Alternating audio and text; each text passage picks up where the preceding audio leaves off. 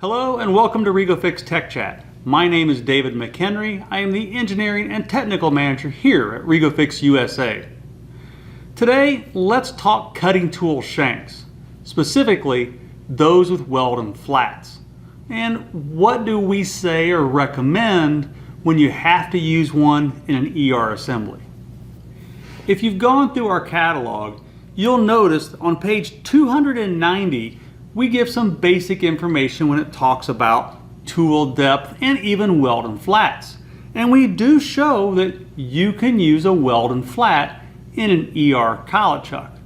But what's the right way to do it? So let's spend a few minutes, go over the exact way it should be used and some things you should avoid. On a normal round shank cutting tool, you really aren't limited to anything more than your tool depth in your ER collet. As long as I have my 2/3 depth, it doesn't matter where it's at or positioned.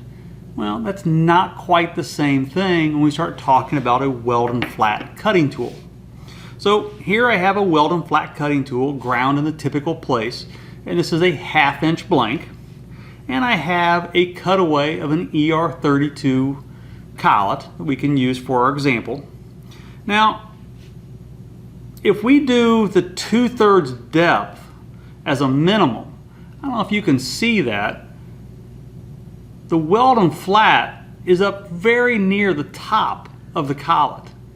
Well, that's not a very good place for it because that's where the nut's riding and that's where the gauge diameter is for the collet itself. It's not going to be well supported.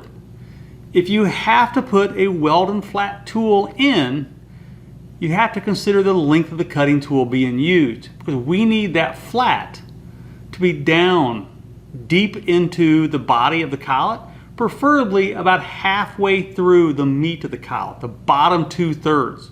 We want it as deep as possible so that as much as possible is supported on either side of that Weldon flat. Now, as you can see here, it's very deep into the collet. This would clamp just fine. Well, what happens when I do that? Do I lose anything? Do I gain anything? Well, you really don't gain anything but the available usage of cutting tools you might already have that have Weldon flat cutting tools.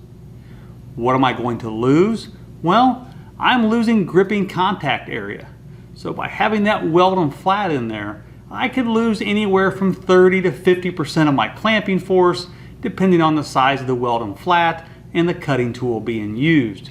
So you do have to be very aware that the Weldon flat tool, though it can be used in an ER collet chuck, you will not get the same clamping forces you would have had you used a round shank cutting tool. I hope the information we've shared today on using a Weldon flat cutting tool in an ER collet chuck is useful. If you have any questions at all, please reach out to your REGO-FIX technical team. We are here to answer your questions.